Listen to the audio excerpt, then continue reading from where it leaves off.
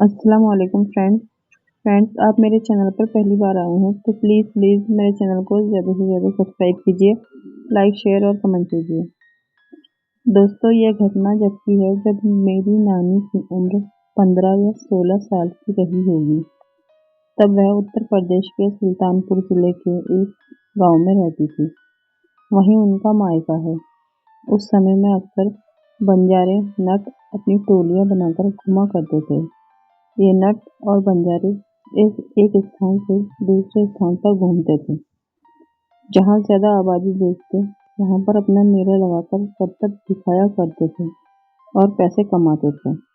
ये बंजारे हमेशा अच्छे नहीं होते थे। अक्सर बंजारों और नटों की टोली के रूप में डाकुओं की भी टोली घुमा करती थी, जो दिन में तो मेला लगाते थे मगर रात में लूटपाट किया करते थे। इसलिए अक्सर गांव के जानकार लोग अपने गांव के आसपास इस तरह से नटों का मेला नहीं लगने देते थे। एक बार ऐसा ही मेला नानी के गांव से थोड़ी दूर पर लगा हुआ था। वहां गांव के बच्चे अक्सर जाने की जिद किया करते थे, मगर कोई उन्हें वहां जाने नहीं देता था। इतना ही नहीं, गांव वालों ने बच्चों का खेतों में जाना और दोपहर को बाहर खेलने से मना कर दिया। बच्चों को ये बात बहुत खराब लगती थी, मगर बड़ों के आगे बच्चों की कहाँ चलती। इसलिए बच्चे ना चाहते हुए भी सिर्फ तभी तक घर के बाहर खेलते थे जब तक कोई न कोई बड़ा उनके साथ रहता था। मेरी नानी ये सब रोज देखती थी। ऐसा सिलसिला करीब 1 महीने तक चला, जब तक वहाँ वो नटों का मेला लगा हुआ था। नानी को ये बात बहुत अजीब लगती थी कि नटों का टोला हो या डाकुओं का, आखिर बच्चों के ऊपर ये बंदिश क्यों है। खैर, इस बात का जवाब बच्चों को सिर्फ यही मिलता था कि ये नट उन्हें पकड़ ले जाएंगे। करीब 1 महीने तक बच्चों पर बंदिश और बड़ों पर डर का साया रहा। इन सब बंदिशों के बावजूद एक दिन सुबह 10 बजे के करीब गांव में काफी शोर शराबा मचा और पता लगा कि एक पड़ोस का एक छोटा बच्चा, करीब 10 साल का एक लड़का, घर से बाहर आया था और गायब हो गया था। पूरे गांव में उसे ढूंढा गया, मगर कहीं उसका पता नहीं चला। आखिरकार गांव के हर घर से सारे बड़े मर्द जोर शोर से उस लड़के की तलाश में लग गए। उन्हें शायद आने वाले खतरे का पता था, इसलिए पहले और खेत का चप्पा चप्पा छान मारा। उन लोगों ने जब उस लड़के की गांव में गैर मौजूदगी निश्चित हो गई, तो वहां के सारे मर्द एक हुए और बिना देर किए अपने हंसिए, कुल्हाड़ी, कुदाल वगैरह लेकर चल पड़े उन नटों की टोली की तरफ।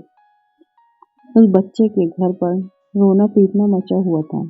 आसपास के सब लोग अपनी अपनी शंकाएं जताते और बच्चों को बाहर बाहर ढूंढते, मगर इसका कोई फायदा नहीं हो रहा था।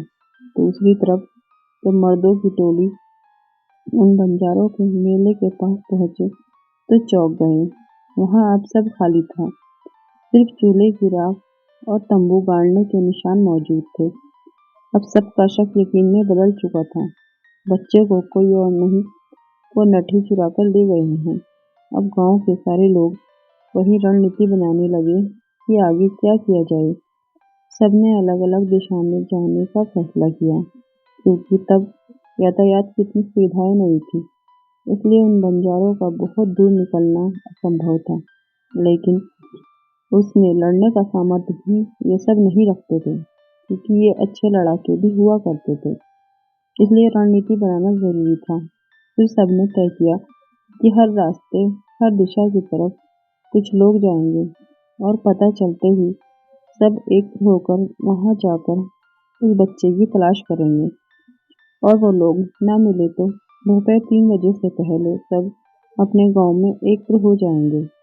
सब लोगों ने एक अलग दिशा ही पकड़ी और अपनी अपनी राह चल पड़े। 5-5 लोगों का समूह अपनी अपनी राह पर अग्रसर था। पश्चिम की तरफ जाने वाले समूह के आखिरी उनके निशान, फिर वो उनका वो टोला मिल गया।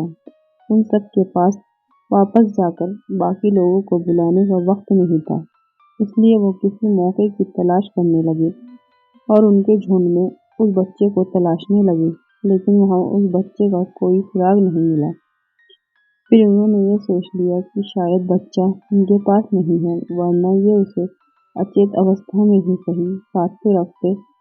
वो आशा खोने ही वाले थे कि किस्मत ने उनका साथ दे दिया और उनकी भीड़ से निकलकर एक आदमी नित्य क्रम के लिए कुछ दूर चला गया। पांचों ने फिर उसी से पूछताछ करने की ठानी। वो पीछे से जाकर उसके ऊपर टूट पड़े और दो लाठी उसके सर पर मारी, उसे बेहोश कर दिया। फिर एक टांगे पर उसको लादकर वापस अपने गांव की ओर चल पड़े। वो जितनी जल्दी हो सकते थे वो कर रहे थे, क्योंकि उसके साथी उसको ढूंढने जरूर आने वाले थे। वो लोग उसको लाकर आधे घंटे में अपने गांव पहुंच गए। बाकी सब भी वापस आए तो उन लोगों के सर पर एक मटका ठंडा पानी डाला और उसे होश में लाया। होश में आते ही वो आसपास गांव वालों को देखकर घबरा गया, लेकिन बिना मार खाए उसने कुछ नहीं बताया। तब गांव वाले मिलकर उसको उसकी सहन शक्ति से ज्यादा सुराग देने लगे, तो वो जान गया कि उसकी जान के लाले पड़ने वाले हैं। फिर उसने बताया कि वो बच्चा कहाँ है। उसने जो बताया उससे सबके होश उड़ गए और उसी वक्त पास के गांव के सिद्ध तांत्रिक को बुलाने के लिए कुछ लोग निकल पड़े। बाकी उसे लेकर उस दिशा में निकल पड़े जहां वो बच्चा था। उसने बताया कि उनकी टोली के सरदार ने उस लड़के को जीवाधारी बनाने के लिए इस्तेमाल किया है, क्योंकि उसको जान को खतरा है। अगर उसे बचाना है या तो उनकी टोली से उसी तांत्रिक को बुलाओ जिसने उसे इस्तेमाल किया है, या फिर उससे ज्यादा माहिर खिलाड़ी को। इसलिए गांव वाले पास के गांव के सिद्ध तांत्रिक को लाने के लिए निकल पड़े। वो तांत्रिक को लेकर जल्दी से जल्दी आ गए और वहीं पहुंच गए जहां पर वो नट गांव वालों को लेकर उससे बच्चे का पता बताने ले गया था। उसने एक जगह एक अजीब सा लिखा हुआ पत्थर दिखाया और गांव वालों से वहां खोदने को कह दिया। गांव वाले खोदने में लग गए और कुछ लोग रह रहकर उसको मारते जा रहे थे और धमकी दे रहे थे कि अगर बच्चे को कुछ हो गया तो उसकी कब्र यहीं बना देंगे। वो तांत्रिक काफी बूढ़े थे, वो भी आ चुके थे और सब कुछ समझ लेने के बाद भी सबके साथ गड्ढे के खोदने का इंतजार कर रहे थे। करीब 4 फुट खोदने के बाद वहां एक पत्थर की परत आ गई, जो 3-4 पत्थर से मिलकर बनाई गई थी। फिर संभल कर सबने मिलकर उस पत्थर की परत को हटाया। नीचे जो उन लोगों ने देखा उससे उन्हें कोई खुशी नहीं मिली। नीचे एक कमरा सा बना हुआ था, करीब 5 फुट चौड़ा और 6 फुट लंबा। उसमें 5 बड़े बड़े घड़े रखे हुए थे, पूरे सोने चांदी से भरे हुए, और पास में वो बच्चा लेटा हुआ था, नए नए कपड़ों में अच्छा खासा तैयार किया हुआ था। उसकी सांसें रुक रुक के चल रही थी और पास में एक दिया जल रहा था जिसका तेल खत्म हो चुका था और वो बुझने ही वाला था। सबने उस बच्चे को मरा हुआ समझ लिया और नट को दोबारा पूरी तरह पीटना शुरू कर दिया।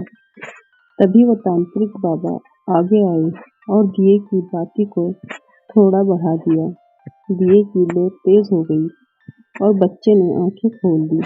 सबकी खुशी का ठिकाना ना रहा, मगर बच्चे ने किसी को भी पहचाना नहीं और अनजान की तरह सबका चेहरा देखने लगा। तांत्रिक बाबा ने सबसे कहा कि ये बच्चा अभी जिंदा है, लेकिन ये तभी जिंदा बच सकता है अगर ये मेरी सिद्ध की हुई जगह पर पहुंच जाएगा, वरना इसे कोई नहीं बचा सकता। इसे लेकर मेरे स्थान पर चलो और सब इस बात का ध्यान रखना कि ये दिया बुझने न पाए। इसमें तेल बढ़ा दो और इसकी अच्छे से देख रेख करना जब तक मैं इसे बुझाने के लिए ना कहूँ। फिर कुछ लोग और तांत्रिक बाबा उस बच्चे को टांगे पर लेकर बाबा के स्थान पर पहुंच गए और वहां जो कुछ भी किया वो किसी ने नहीं देखा, क्योंकि वो क्रिया बाबा ने अकेले में की थी। करीब 1 घंटे के बाद एक आदमी वहां पहुंचा और उसने बताया कि बाबा ने दिया बुझाने को कह दिया है। दिया बुझा दिया गया और वो बच्चा सुरक्षित था और सबको पहचानने भी लगा था। उसके बाद जितना भी खजाना वहां मिला था, उसके थोड़े से हिस्से को मंदिर बनवाया गया और बाकी गांव के प्रधान ने गरीबों को ये बच्चों की शादी और गांव की भलाई में लगा दिया। उस नट को बचाने उसके साथी नहीं आए। गांव वालों ने उसे एक हफ्ते तक कैद रखा, उसके बाद धमकी देके छोड़ दिया। दोस्तों, ये तो सभी वो घटना थी जो वहां घटी थी, लेकिन इसके असली पहलू बाद में उजागर हुए। अगर ये घटना न घटी होती तो शायद आज हम इतना बड़ा रहस्य न जान पाते। और रहस्य मैं आपको बताती हूँ। वहाँ जो नट आए हुए थे, असल में वो लुटेरे नट थे। इन नटों का ये काम होता था, एक आबादी वाले क्षेत्र से कुछ दूर मेला लगाना और फिर रात को लूटपाट करना। और जब ये ज्यादा खजाना इकट्ठा कर लेते थे तो ये उसे जमीन में गाड़ देते थे। इनके साथ एक तांत्रिक भी होता था, बहुत माहिर तांत्रिक, जो अपनी शक्तियों का इस्तेमाल करके ये भी बता दिया करता था खजाना कहाँ कहाँ है। यही तांत्रिक जीवाधारी बनाते हैं अपने खजानों की रक्षा के लिए। जीवाधारी बनाने के लिए ये किसी के भी बच्चे को चुरा लिया करते थे, क्योंकि बड़ों से ये काम करवाना मुश्किल था और बच्चों को बहलाना आसान। ये जिस बच्चे को चुराते थे उसे उसके पसंद की और भी बहुत अच्छी चीजें खिलाते थे, ताकि वो जरा भी भूखा न हो। फिर उसे नहला धुलाकर नए नए कपड़े पहनाए जाते थे, पैरों में रंग, आंखों में काजल और बालों में खास किस्म का तेल लगाकर उन्हें बैठाया जाता था। फिर तांत्रिक अपनी क्रिया करते थे, जिसमें वो बच्चा अपनी सुध-बुध खो देता था। उस बच्चे को भिन्न भिन्न शक्तियों से सुसज्जित किया जाता था। उसके नाम का दिया उसके बगल जला दिया जाता था। उसके बाद उसके सामने उस कबीले का सरदार आता था और कहता था, देखो, मुझे अच्छी तरह पहचान लो, ये खजाना मेरा है और तुम इसके रक्षक हो। जो मेरे सिवा मेरा खजाना लेगा तुम उसको जिंदा नहीं छोड़ना। मैं वापस आऊंगा और अपना खजाना ले जाऊंगा। उसके बाद तुम आजाद हो जाओगे। ऐसी तांत्रिक क्रिया के बाद वो बच्चा उस इंसान को नहीं बल्कि आत्मा को पहचान लेता है। फिर वो उसे खजाने के साथ उस खड्डे में दफन करके चले जाते थे। जैसी ही वो ये दिया बुझता था, उसकी आत्मा एक अत्यधिक शक्तिशाली शक्ति का रूप ले लेती थी और महीनों, साल या सदियों तक अगर वो वहां न आए तो भी खजाने की रक्षा करते थे। और फिर वो इंसान चाहे इस जन्म में आए या फिर किसी और जन्म में, ये शक्ति सिर्फ उसकी आत्मा को ही पहचानती थी और खजाना लेने से नहीं रोकती थी। अक्सर आपने देखा होगा कि कभी-कभी कहीं किसी का खजाना मिल जाता है। ये जीवधारी की आत्मा पहचान कर उन्हें खजाना लेने से नहीं रोकते। दोस्तों, ये कर्म निर्दया होती है, लेकिन इसका इस्तेमाल राजा महाराजा भी किया करते थे। लेकिन उस समय में इंसान बहुत ईमानदार हुआ करते थे, तो खुद राजा की खातिर जीवाधारी बनने को तैयार हो जाते थे। आपने देखा होगा कि इन जीवाधारियों को अक्सर कुछ तांत्रिक हरा देते हैं।